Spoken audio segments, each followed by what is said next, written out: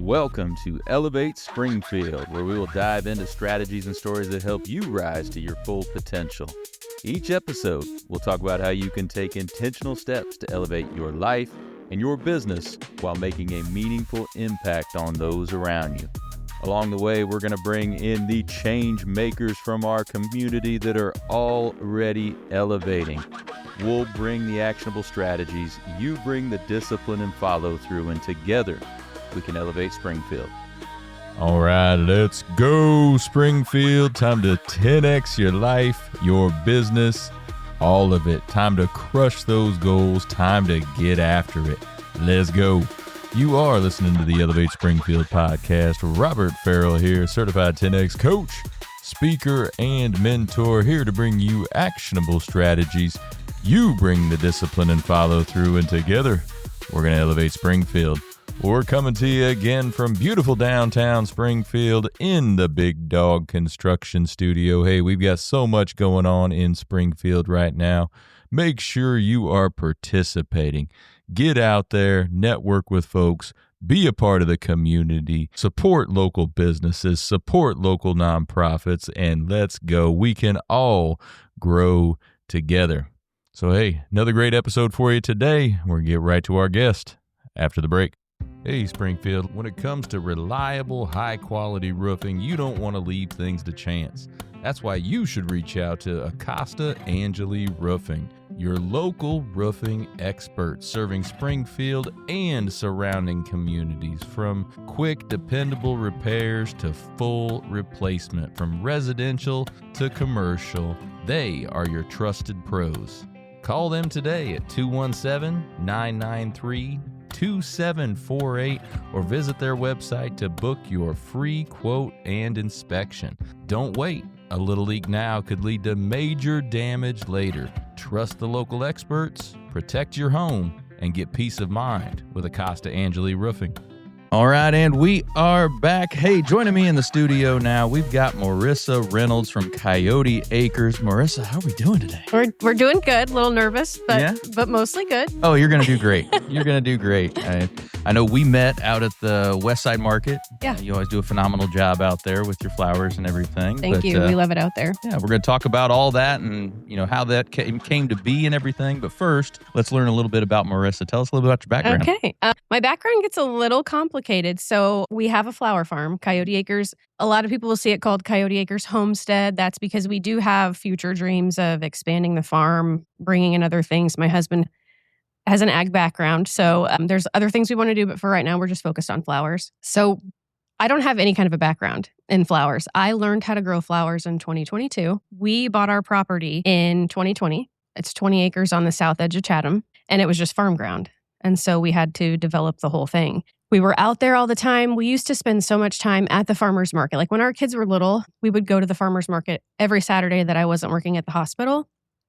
And we would pick up flowers and have breakfast and all those things. And as we started working on that property, that took up so much of our time that we were out there all the time. And I was really missing getting flowers and fresh flowers and just things like that. So I thought, I think I'm going to learn how to grow some. We're out there all the time. Yeah. Like Chet's like he's working on building everything. But we were always out there.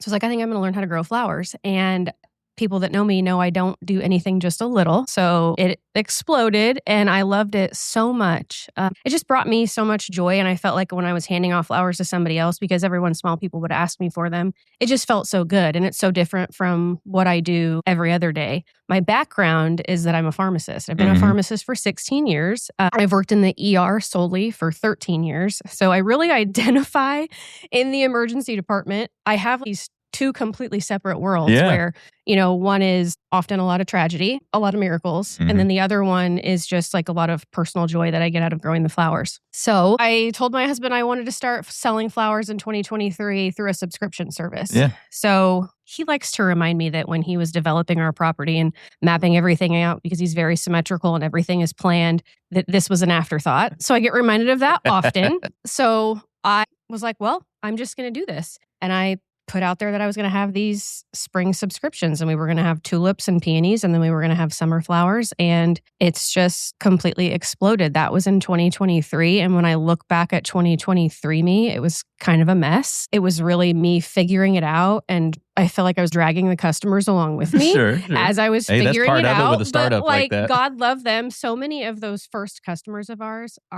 have been customers for every single subscription I have offered since the spring of 2023. Love it. And That's I'm phenomenal. so thankful for those people. And they've really had a front seat of seeing our business grow Mhm. and how it's different today than it was back then. So we sell spring and summer subscriptions, and those have changed a little bit, like I said, over time. And then we've also started expanding into events and weddings. And it's just been so awesome. Great. No, I just saw a post of yours when you did a full wedding not too long ago. Yeah, that's the awesome. last 2 weekends have been big full weddings. That's it's been great. Yeah. No, awesome growth so far in these first few years. The pharmacist side, was that something you wanted to do, like as a high school student? Was that something that's like, hey, I'm going to go be a pharmacist? Or when did that come about? So everything about me is that I'm always prepared. I'm always prepared for a situation. So I grew up with a single mom and knew in high school, was raised by just my mom.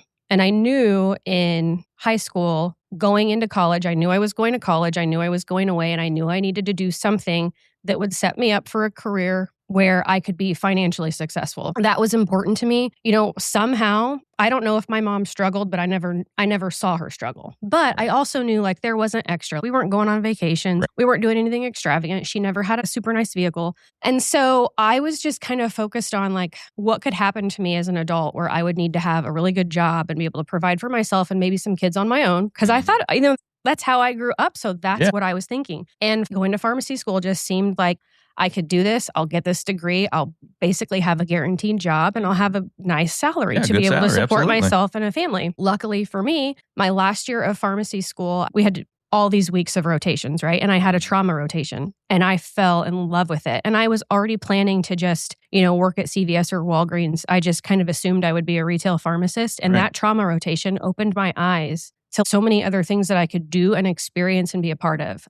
And I somehow lucked out. I got a job at one of the local hospitals, and now I've been in the ER for 13 years, and I get to do things that are like so wild and different. And I am actually the least pro-medicine pharmacist that you will meet. Yeah. That's probably like a whole other we do a whole session. episode on that. That'll be a good one. But I'm so glad that I landed in the ER and I do get to see medications and people save lives. I get to see miracles all the time, and it's amazing. I'm just glad that I get to work as a pharmacist in that capacity because I don't think I could do anything else. So what does that really look like compared to, like you said, the Walgreens, CVS, Hy-Vee pharmacist that's there doing the medications and everything compared to what you do at the ER? So cardiac arrests, traumas, intubations, strokes. I'm a part of all of that. I'm in the room with the team. I'm helping making decisions on medications. I'm dosing them. I'm keeping track of time. Like, when do we need to do the next thing? And then, so that's like the crazy aspect of the job, right? But a lot of people, when I say I'm a pharmacist, they assume I'm dispensing medications. Yeah, exactly. Yeah. I'm not. So let's just say you come into the ER and you've got pneumonia. So obviously the doctors check you out and they come up with a plan for what you're going to do. So I may intervene with, say, like your antibiotics or your fluids, or if I notice that your vitals maybe need something else, support in some way. So I'm dosing medications, approving them, renally adjusting them. It's crazy because I feel like so many people don't even realize pharmacists are in a hospital doing that. Right. I feel like we're so often team kidney. We're there adjusting things and making sure nothing else, that your body can handle what's happening to it, basically. Yeah, When I think say you're right. I think there's a lot of people out there that do not realize that. No, they don't. No idea. They don't realize that pharmacists work in a hospital, or they assume we're just dispensing medications. There's so much more we do. We're dosing your antibiotics. There's a whole protocol for the way that we work with physicians to basically, we handle that. So yeah, we'll bring you back for a wellness segment and talking about that kind of stuff. That'll be fun. So did you grow up around here then? Yes, I'm from Verdon. Okay. Lived there my entire childhood. There you go. Yeah, I had a great childhood there. The town has changed a lot, but it was a good place to grow up. Yeah. So where'd you go off to school at? I went to Western Illinois University for 3 years. I was a pre-pharmacy major there. And I went to SIUE School of Pharmacy. I was part of the second class there. I graduated in 2010. Okay. So it was a brand new pharmacy school when I was applying to pharmacy school. Oh, that's cool. So yeah, my best friend from college and I got in together, lived together all through pharmacy school. It was great experience. I actually started dating my husband the day I got my acceptance letter to pharmacy school. Oh, really? Yeah. It's an easy one to remember then. Yeah. Yep. We had 6 weeks left together at Western, and he had another year there, and I went off to Edwardsville. Yeah. Awesome. So did you, right after all the schooling and everything, did you come directly back to the area here? Yes. So my last year of pharmacy school, I didn't have to live down in Edwardsville. I was able to do all my rotations up here in Springfield and in Lincoln. And Chet, my husband, and I lived in Lincoln to start out, lived up there. And then we bought a house in Williamsville and I started working at one of the local hospitals here. And I've been there ever since. And we live in Chatham now. We had our daughter Paisley in 2011. And then when we were pregnant with our son Knox, and we had him in 2013, we moved to Chatham and I gave birth to him 36 hours later. Oh, wow. Yeah. Yeah. So a lot of change in a 36-hour period. Yes. I convinced my husband that we needed to be a little closer to my mom. She's just been such a wonderful help to us with our kids, and being closer to her was a lot more convenient for us. Having two kids that were, Paisley was exactly two when Knox was born. So right. Okay. Busy time. Yeah. So you got the farm now there. You got the flower farm. What all goes into having a flower farm? So much. I had no idea what all I involved. had no idea what I was getting myself into. When I started, I was just taking seeds and throwing them in the ground, and we're just having a really nice time, and we'll see what happens. When we started, Chet was like, okay, I'll build you this little fenced in area. And that fenced in area has had to be expanded every single year. Right. And then now there's a second fenced in area. We start seeds in December. People don't realize that. Some of our summer blooming flowers, we have to start seeds in December. Yeah. I do a lot of seeds starting in December and January, and I'm still starting seeds now. So tilling, fencing, hot wiring. We live out in the country, so we deal with the deer. The deer have stolen so many. Oh, I bet they have. So many flowers and Yeah. so many, probably thousands of dollars from me this year. It's been a real headache, but I think we got it under control now. Our dog is also a huge help. We have a high tunnel. We're replacing it, and high tunnel. It's like a 16 by 50 plastic. There's plastic over it. So it's not. Oh, that's what that thing's called? It's not technically like a greenhouse. A greenhouse to me is more of like a wooden glass type structure. I don't know. Ours is the plastic because we raise and lower the sides based on the weather and stuff like that. We're getting a new tunnel probably this year or next. Raised boxes, bringing in soil. I couldn't have chosen a worse place to start to grow flowers. Our soil is absolutely terrible. Yeah. It's a nightmare. We have this awful clay soil, so we're constantly trying to improve that, which is a headache. Some flowers grow just fine in it, others don't. So we've had to make raised beds and bring in dirt. So I'm always on the lookout for fresh black dirt. Right. Landscape fabric, miles of landscape fabric. I bet. Pulling that up and putting that down every year and storing that. And I had no idea what I was getting myself into. And I try to share every aspect of what we do out there because I think a lot of people don't understand. Because for so many people, getting flowers is just like popping into the grocery store Right. Yeah. and grabbing the See what's flowers there that and then are go right get what I there want. Yeah. at the door, which we could also do a whole other podcast about that. Just how, and no shade to any grocery stores that are local or anything. And there are, local flowers are being brought into retail establishments like that so much more now. But for example, and there's not one around here, so I don't feel bad throwing them under the bus a little, Trader Joe's. Sure. So many people are like, oh, well, I got this from Trader Joe's. The flowers at Trader Joe's are what I call, or what anyone calls, a loss leader. They're not making any money. They're actually losing money on those flowers, but they bring you in the door and then you're like, oh, I'm just going to grab everything for dinner while I'm here getting these flowers. Exactly. So, it's like, good for you. You got a good thing going there. Mm-hmm. And they do bring in beautiful flowers, but I'll never be able to compete with their costs because the business would fold. Mm-hmm. Yeah, because like I said, they're using it as a loss leader. So they know they're taking, you can't. Yeah, I you can't. Do flowers, you can't take a loss on your flowers. No, I'm sorry, but we have to make money to continue. Right. That's business. Yeah, that's what it is. Step one, Exactly. make money. Make some money. Yeah. Right. So, exactly. So you said the soil, that probably takes some years in and of itself to get your soil right, So many years. We're actually working with the county ag office with some ideas with cover crops, which my husband knows all these things anyway. He's actually used to be a certified crop advisor. He'll love that I pointed that out. Right. So we have years of improving. And the thing is we have improved areas of our soil already, but I just keep expanding the business. And so we just keep making new plots we're growing new flowers. And he's like, well, awesome. This is the terrible soil. And so we also grow pumpkins every year. 2023, best pumpkin crop I've ever seen. It was amazing. First, the pumpkins kind of take a backseat to the flowers. So we had started them and they grew all year. And then one day I was like, oh my gosh, we have all these pumpkins and they're perfect and they're beautiful. And this is so amazing. Haven't seen another pumpkin crop. Because I had to move flowers to that section. Okay. And then the pumpkins got bumped somewhere else and the soil's terrible. And I'm not kidding you. They just evaporate. Huh. They Okay. just don't grow. So Well, that's we're why I guess that would explain why I haven't seen pumpkins from you. Because when you said you do Yeah. pumpkins, I was like, oh, I haven't so seen we get that them part. we get them from other local growers because I do a lot of fun pumpkin arrangements come fall that people really enjoy. And I really love a pumpkin. You know, like I think my heart is the shape of a pumpkin. I love the fall, pumpkin spice everything.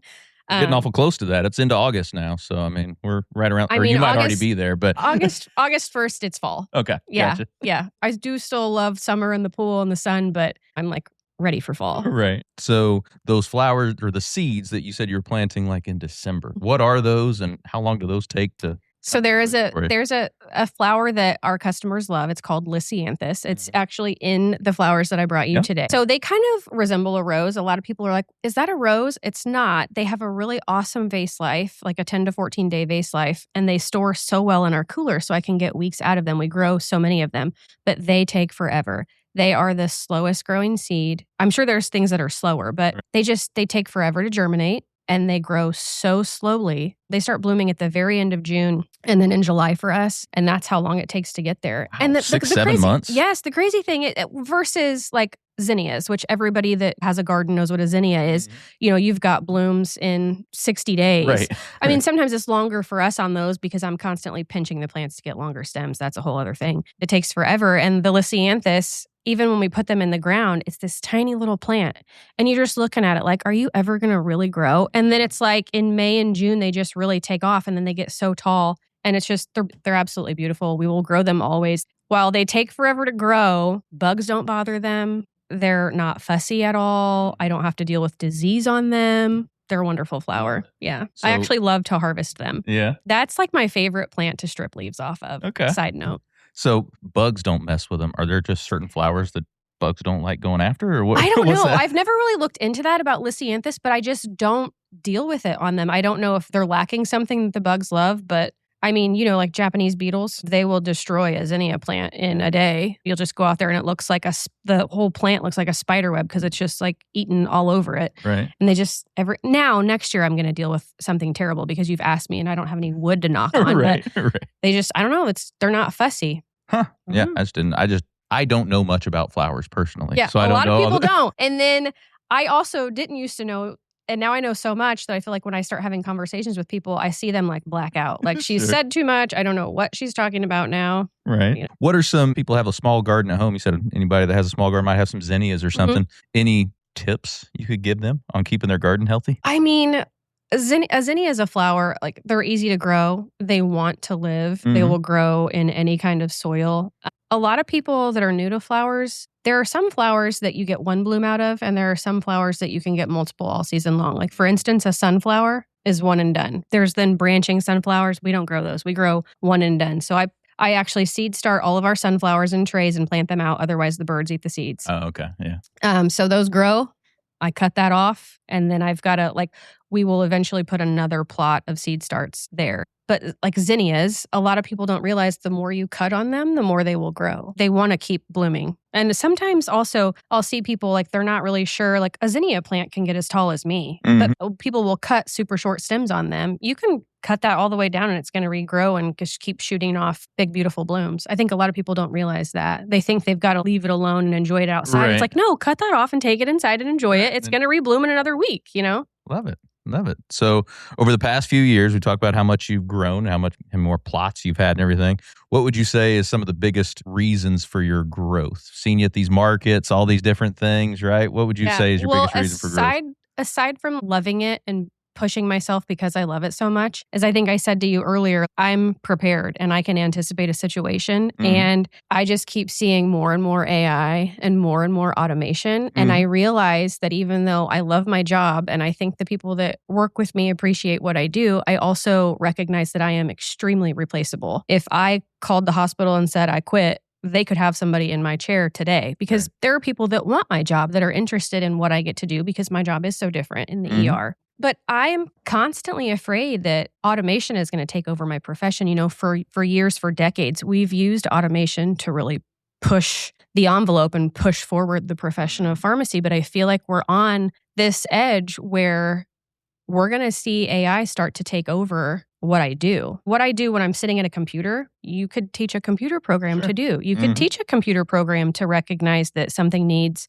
renally adjusted based on a patient's renal function, or that the dose is wrong. There are so many things that a computer program could do. Now, and I've actually had this conversation with managers of mine, and they've said, well, yeah, but you do so many other things, like when you go to codes and you're mixing medications, and we can't really replace that.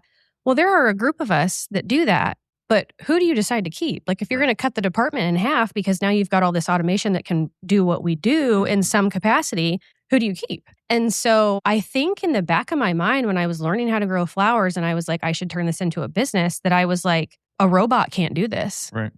I'm sure there's setups in other countries where they've got like these huge flower operations. I know they have automation. Right. Yeah, sure. But I'm not selling that. Right. I'm not selling abundance and carnations and all those things. I feel like my flowers are an experience for a lot of people. Plus, they've seen me seed starting what they're then taking home. But to get back to that, like, I just am constantly afraid that healthcare is moving in a lot of different directions right now. Healthcare is so different than it was 10 years ago, 5 years ago. COVID really opened my eyes to how replaceable that I am. And we saw so many people lose their jobs during that time. And I'm a prepared person. And so while I'm only moving our business forward enough that I can handle right now, I know that if I needed to 10 times it, I could. I feel like I have the capabilities to do that if I needed to. I love a good 10X. It's on my head all the time, right? So, Yeah. Absolutely. So I know one thing that I've seen about you over the past couple of years is your use of social. I think that's probably gone a long way for you, right? Yeah. You're great on social. Thank you do a lot of you. cool, I mean, you show everybody what you're doing. I do. And you do it in a funny way.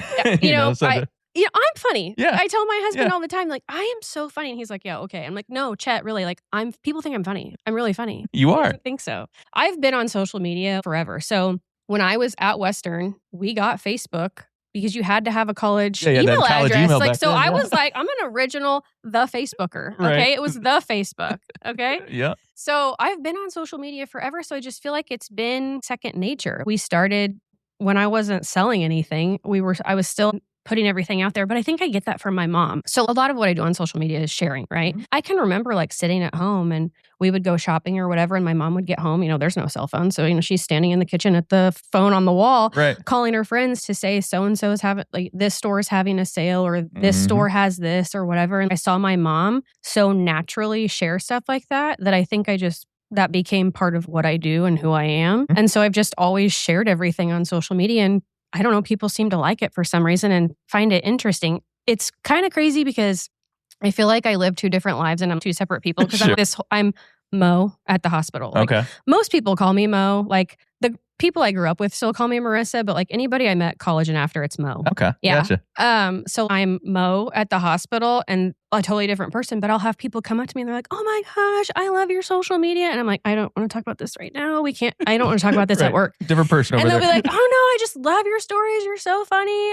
Like, my husband will be like, oh, are you watching Mo again? Is your show on? And it's kind of, I don't know, it's kind of nuts. Yeah. No, you do a nice job with it. Like But- your time lapse and everything where you're putting together the bouquets and you always throw the little dances in there. Those are fun. Yes, I love to listen to 90s music. It takes me back to being a kid in the front seat with my mom. I wasn't old enough to have a job. I didn't have any responsibilities. Life was so much simpler. All my favorite people were still alive. It just takes me back. So when you see me do those videos, I always have my earbuds in. But that's because the kids and Chet are also in the shop doing whatever. But I have to focus on having a clear mind to open up being creative. I've never considered myself a creative person. I cannot draw you anything. My husband, the things that he can see and do and draw are crazy to me. Like my brain just doesn't work that way. But I feel like with flowers, it's the first time I've ever been creative in my life. And I think that's part of why I enjoy and love it so much, because it's so different. Yeah. No, that's funny. I felt the same way growing up. I was like, man, I am not creative at all. That's the way I felt growing up. Like, I am not creative. I can't draw for anything. I can't do anything. But now, like, I love the media side of things. Yeah. And I feel like I'm very creative when it comes to that. Yeah.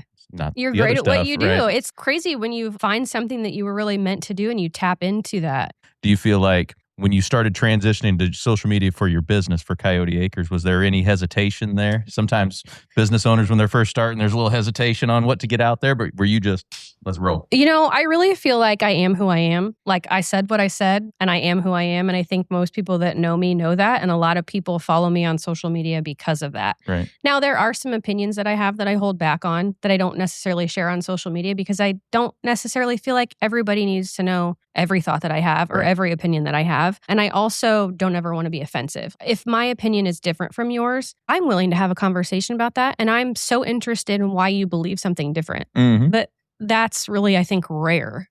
And I don't want to be off-putting to someone based on a belief that I have. So there are some things that I hold back on social media, but I also share quite a bit. I share our success. I also share lots of failures. I have shared all year long about our issue with, we had deer just coming into this one plot and they ate thousands of dollars worth of flowers. And it's not even the money, it's the time. And then those are flowers I can't get back because maybe something that takes forever to grow. And it's just like, well, we're not going to have that this year. Right.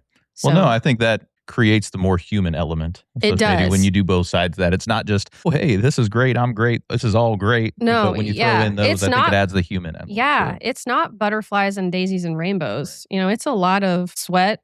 It's a lot of sweat. I bet. Time. So, yeah. That's awesome. So you just got done with like 2 weddings in a row, right? So what's your process if somebody comes to you, hey, Morrisa, I want you to do my wedding. What do we got? First of all, I always say, text me. Don't call me. Call me if maybe the world's on fire. Yeah. Just text me. I have to know the date, obviously. And that's another thing is when we got into flowers, I used to tell people like I can only do things during our growing season. And right now, which is May to mid-October when we get our first frost. A frost kills a lot of our flowers. I am 365 now. So I've kind of tapped into using flowers from our wholesaler, a local wholesaler that we have here. And I also get some things online, which has opened up new elements and textures and designs that I can do. So I love it. And so I am expanding the business that way and offering like events and weddings and whatever year round. It's just I can only incorporate what we grow certain months out of the year. Sure.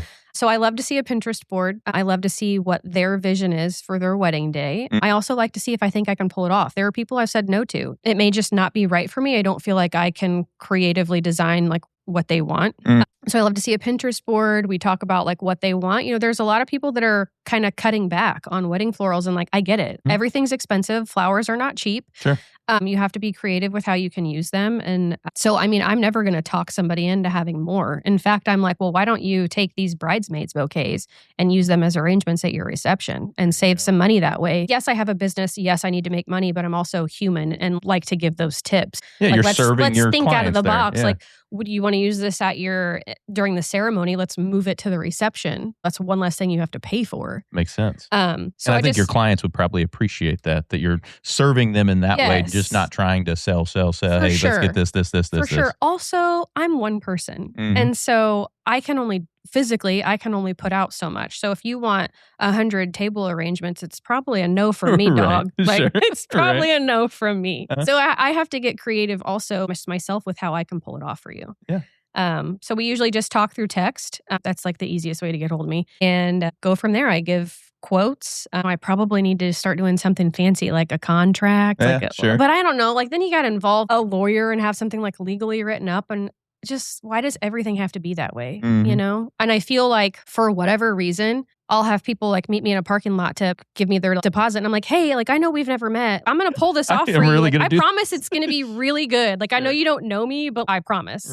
Right. Absolutely. Well, this weekend, another I think it's this weekend. Yes. Yeah, West Side Market coming up again, right? So you going to be there? Yes, for sure. We're there every month except the last market, which is in November. That's the last one. It's because we just don't have flowers. They are done in the middle of October based on our first frost. But yes, we will be there this weekend. I love the West Side Market. In the back of my mind, I was always thinking I should start a market. And I'm always telling myself like I should do this and that. And I think I told you I have a bad habit of spreading myself a little too thin. Like there's no way. I do that a little bit too. I spread myself pretty thin sometimes. there's no way that I could develop a market. And I don't think people realize all the work that goes into it and all the work that those ladies and their husbands and partners are doing behind the scenes to pull it off once a month. And it's really such a different event too. There's nothing else like it in town. It's once a month, which makes it a little more special. Right. There's live music. There's almost always a photographer there. So you can get a quick, nice family photo, which sometimes getting family photos is like a nightmare. I think most moms can understand that. But you just can go right there and have it right go there. right there. Just wear something cute and it's quick and your kids won't be in tears. You know, they have food trucks. You can get a drink. We're out in front of Los Altos now. So last market, my husband took it upon himself to get a margarita tower. There you go. There you go. So, and you know what? I was like, you know what, Chet? Have at it. You do you. You're doing the most. You got us here. You packed us up all nice. You unloaded everything. You were the one sweating. Get your margarita tower. There you go. Yeah. That works. Yeah, no, we've taken advantage of the photo opportunities there a couple of times. Yeah, because we're going anyway. So, yeah, it's so wear something cute. Step in there, get your picture done. There you go. It's wonderful. It's wonderful. Yeah, and you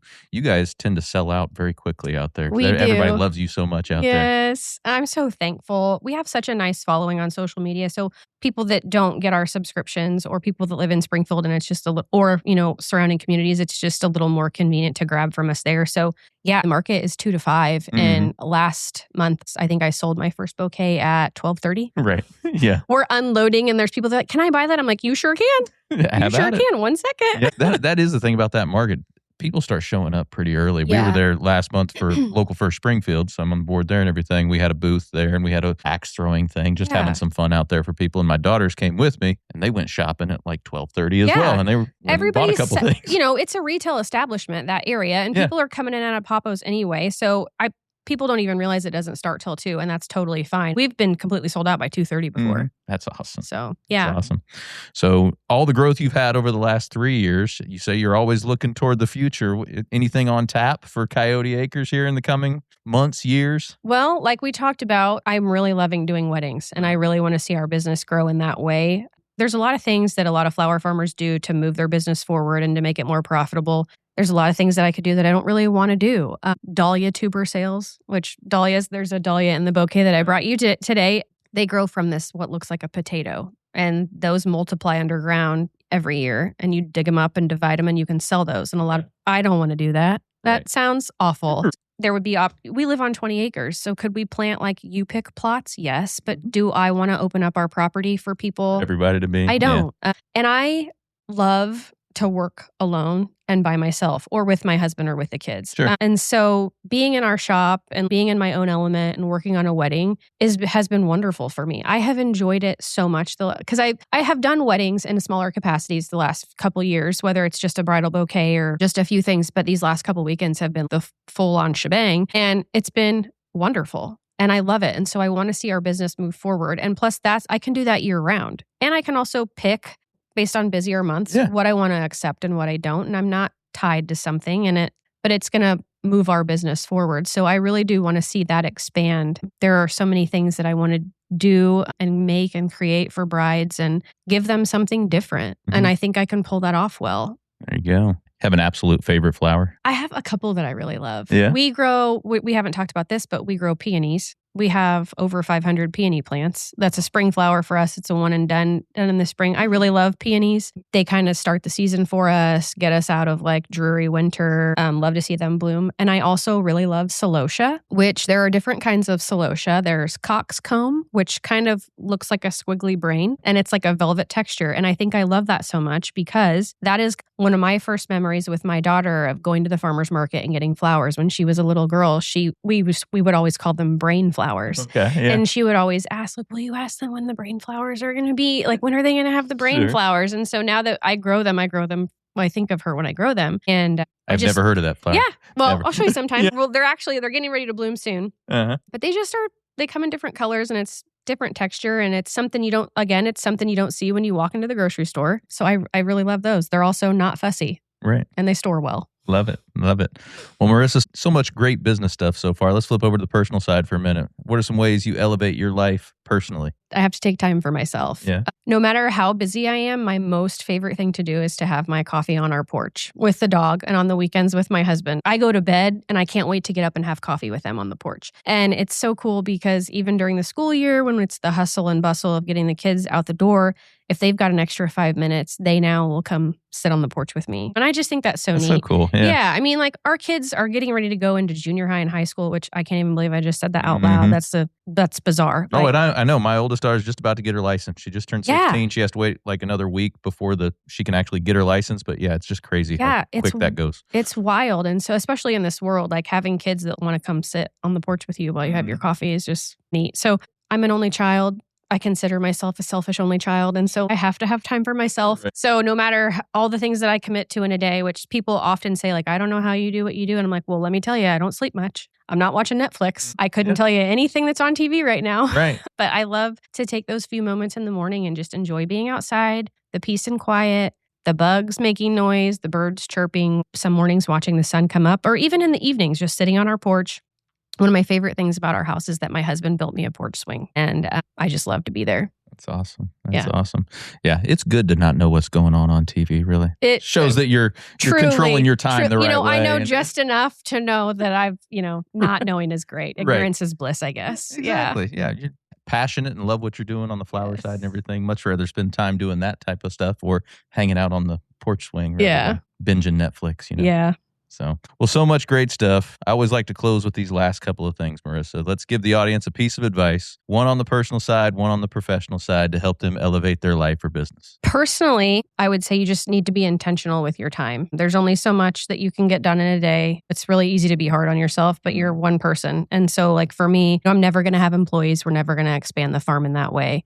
And so I have to be very realistic on what I can do myself. Yeah, and you can only scale so much and with just pull you. it off well and still deliver a product to someone that they're going to love. I could be a machine all day long, but people aren't going to receive that as well. Right. I feel like what I do is handing people something special and different. And I very rarely even can make the same thing twice because flowers will bloom a different size or they may bloom in a different color or texture or whatever. So I feel like what I do is a little special in that way. So being intentional with your time for sure. So professionally, I would say definitely don't try to do everything. I think that's one of the biggest mistakes I made out the gate. I can remember being so overwhelmed with how am I ever even going to remember what all these flowers are called? Right. How am I ever going to know this? And then I was like, well, I have to grow this and I have to do that and I have to do this. And then I did none of it well. I felt like that first year I really did none of it well. For instance, the dahlias I was talking about that grow from like a potato, they need to be able to multiply underground. It's a part of their growing process. We have terrible soil. I threw them in the ground. I didn't know I needed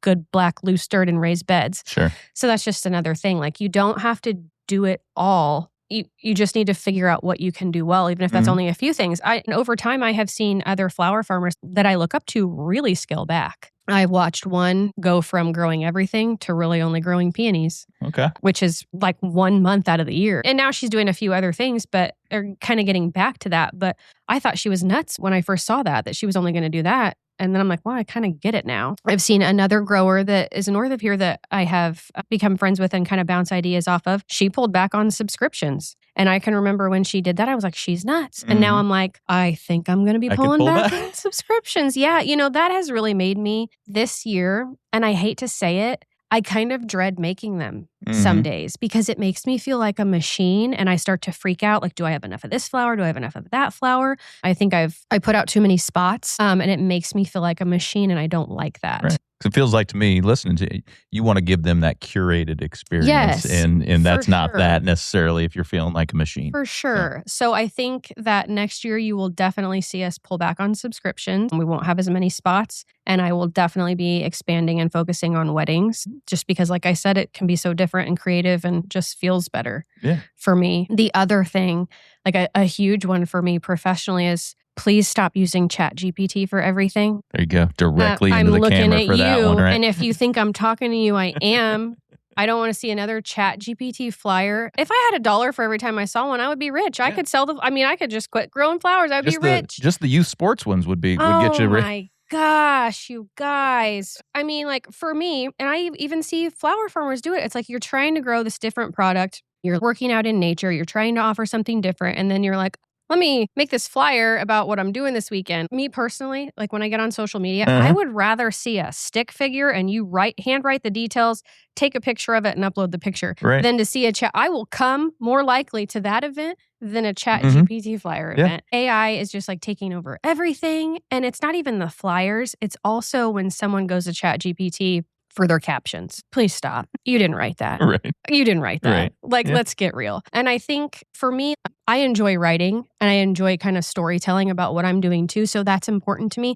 So maybe that's why I just don't like the chat GPT captions also. But well, that'll also be a differentiator for you because as everybody is creating AI flyers and everything, the people that don't do it are going to be the ones that stand out. Yeah. So. I mean, like I want people to buy my local product. I want people to shop locally with me. And so if you're someone that you also need a local audience to buy your product, why are you using this generated thing? Like find a local, like a graphic artist that's local if you really want something special and fancy, but it doesn't have to be so fancy. Right.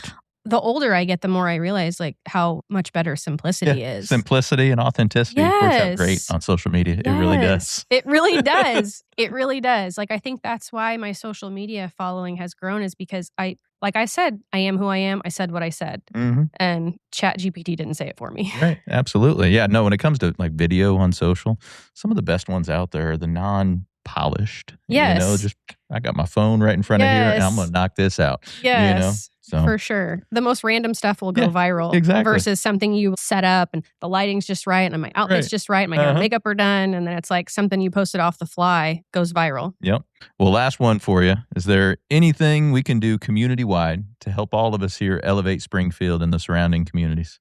We talked about this last year at the market, and my advice is always going to be to show up. Yep. You know, I consider myself someone that doesn't really love a social event. Sometimes I am a homebody. But when you see these things going on in town, you've got to show up. It creates community. It helps all your local makers, everybody that's out there working hard, that it takes so much time and effort and probably money. I don't know what it costs to put on that market, but I'm sure it's expensive. Yeah. So the best thing you can do is to show up for your community. I think we can move Springfield forward by showing up to these events, being a part of it, supporting the people that are there. And it's not even like, for me, it's not even, I want you to come buy my flowers. It's like, can you share the event for me? Can you post that you were there? Can you tell people to come with you? That's a huge thing for me. There are so many people that support what we do, but it's not necessarily by buying my flowers. It's, I don't pay for any advertising. We don't have an advertising budget. Right. It's word of mouth. It's talking about what's going on. It's showing up and posting the photo that you were there. It triggers somebody else. But, I want to go to that next month. That looks really fun. No, there's so many. It's such a trickle effect.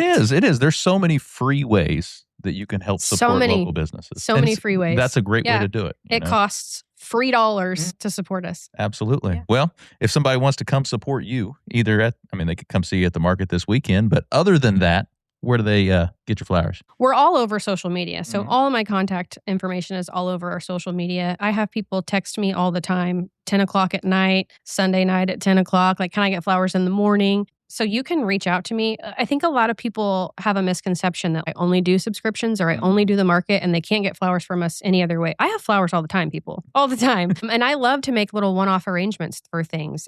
I do anniversary bouquets, birthdays, just because, thank yous, like all these things. People just text me. We talk about, are they looking for a specific color? Have they seen something that I've done before that they want me to try to mimic? What's their budget? And when do they want to pick it up? It's really simple. Come on, let's go. And they are absolutely gorgeous. Thank you. So, love it. Well, appreciate you spending some time with me today. It was great learning more about the flower farm. And sounds like we have at least 2 more episodes upcoming for what we talked about. There was a couple of topics. Yeah. We might have to see about that. We'll see. So, but yeah, appreciate you coming by. Thank you. Thank you. All right, we're going to let Morrisa get back to elevating Springfield. But for the rest of y'all, we'll be right back. Looking for expert tree care with hometown integrity? Look no further than Sangamon Tree Service. They're your trusted local pros, delivering quality workmanship, exceptional customer service, and fair, honest pricing every time. Whether it's trimming, removal, or storm cleanup, their team brings professionalism and care to every job, big or small. Call the name your neighbors trust, Sangamon Tree Service, or visit them today at SangamonTreeService.com. Sangamon Tree Service, rooted in quality, built on trust. Looking for personalized insurance with hometown care? David Hilst, American Family Insurance Agent, is here to help you protect what matters most: your family, your home, and your dreams. Whether it's auto, home, life, business, David and his team are proud to serve the Springfield community with trusted advice and reliable coverage. Local service, real relationships, peace of mind. Call today or stop by their office. They can build your dream protection plan together. Call 217-726-6343. Well, thank you for joining us today, everybody. Appreciate you making us a part of your day. Hey, don't forget, while you're out on social, check ours out. You can check my personal one out at Robert Farrell at everywhere. Check out those Elevate Springfield pages, those Big Dog Business Coaching pages as well. Check us out over on YouTube. Give us a subscribe, give us a like or a follow on any of those channels. We would certainly appreciate it. So hey, take what you learned today. You bring the discipline and follow through, and together, that's right, y'all, we're going to elevate Springfield. Be great.